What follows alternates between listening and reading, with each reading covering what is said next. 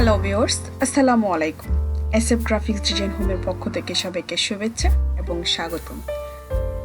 আশা করি সবাই ভালো আছেন, সুস্থ আছেন এবং নিরাপদে আছেন। আপনাদের দোয়া এবং আল্লাহর রহমতে আমিও ভালো আছি। ভিউয়ার্স, চলে এসেছি আরেকটি নতুন ভিডিও নিয়ে। এই ভিডিওতে আলোচনা করব শ্যাডো নিয়ে, অর্থাৎ ফটোশপে কিভাবে শ্যাডো ইউজ করা হয়।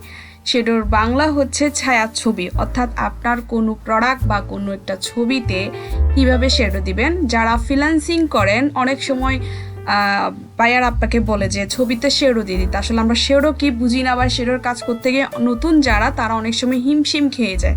তো তাদের জন্য সহজে কিভাবে এই কাজটা করব, শ্যাডোর কাজটি, সেটি এখানে দেখানোর চেষ্টা করেছি। তো ভিউয়ার্স, চলে যাচ্ছি মূল ভিডিওতে যাওয়ার আগে বলে যায়, যারা আমার চ্যানেলটি নতুন দেখছেন তারা অবশ্যই সাবস্ক্রাইব করে পাশে থাকবেন, আর অন্যকে দেখার জন্য বেশি বেশি করে শেয়ার করবেন। ভিডিওটি না টেনে সম্পূর্ণ দেখবেন, দেখে লাইক এবং কমেন্টস করে জানাবেন ভিডিওটি কেমন লেগেছে, এবং নতুন কিছু জানার থাকলে অবশ্যই কমেন্ট বক্সে জানিয়ে দিবেন। চেষ্টা করব আপনাদের মাঝে যেন নিয়ে আসতে পারি। তো ভিউয়ার্স, কথা বাড়াচ্ছি না, তার চলে আসলাম ভিডিওতে দেখতে পারছেন আমি একটা আগে থেকে ছবি নিয়ে রেখেছি। তো এটাকে প্রথমে আমি একটা ম্যাজিক সিলেকশন টুলের মাধ্যমে এটাকে আমি সিলেকশন করে নিব। তো আমি এখানে ক্লিক করে দিলাম।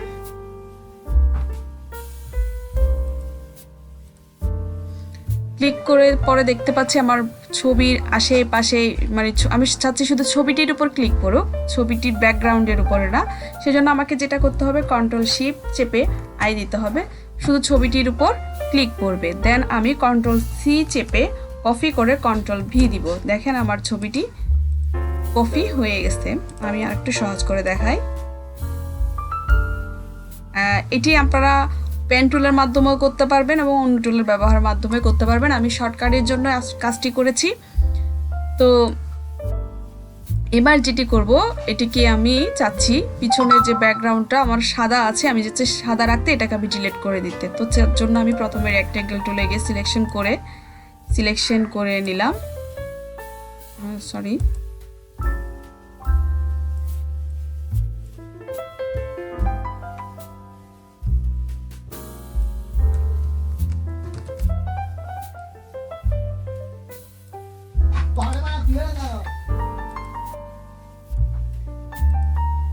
তো এবার লেয়ারটিকে সিলেক্ট করে কন্ট্রোল দিয়ে ব্যাক স্পেস দিব। আমার ছবিটি চলে গেছে, ব্যাকগ্রাউন্ডটি হোয়াইট হয়ে গেল।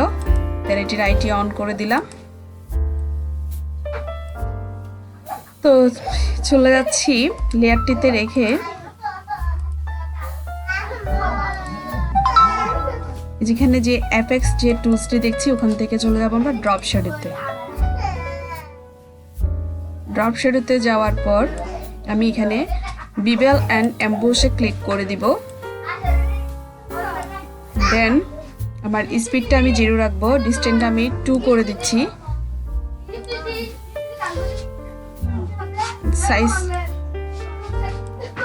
সাইজ দিচ্ছি 2, আমি চার্জটা 6 করে দিই। অপাসিটি 50% রাখতে পারেন, বা আরও কমিয়ে দিতে পারেন বা বাড়িয়ে দিতে পারেন। আমি 50%ই রেখেছি। দেন ওকে। এবার আবার চলে যাচ্ছি, এখানে যে অপশনটি দেখতে পাচ্ছেন ড্রপ শ্যাডোতে ক্লিক করে ক্রিয়েট লেয়ারে চলে যাব। দেন ওকে দেওয়ার পর আমার দেখেন ছায়াটা তৈরি হয়ে গেছে। এবার আমি ছায়াতে ক্লিক করা অবস্থায় কন্ট্রোল টি দিয়ে মাউসের রাইট বাটন দিয়ে ডিস্টোরও চলে যাব। এবার দেখতে পাচ্ছেন আমি ছায়াটাকে যেদিকে দিতে চাচ্ছি সেদিকে চলে যাচ্ছে। তো আমি চাচ্ছি ছায়াটাকে নিচের দিকে দিতে।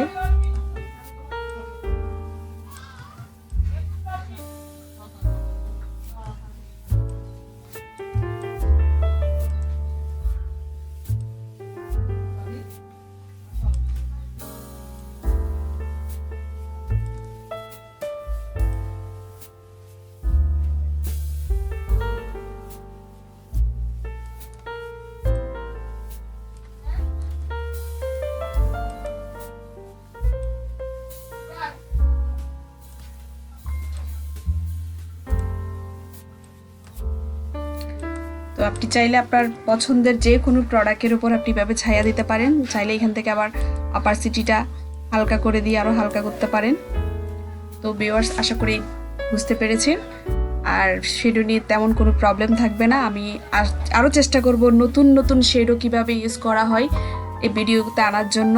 আমার চ্যানেলটা যদি ভালো লেগে থাকে, আমার আজকের ভিডিওটিও যদি আপনাদের ভালো লেগে থাকে, তাহলে অবশ্যই লাইক, কমেন্টস এবং সাবস্ক্রাইব করে জানাবেন, এবং পাশে থাকার জন্য বেল আইকনটি ক্লিক করে রাখবেন, যাতে করে নতুন ভিডিওটি সবার আগে আপনি দেখতে পান।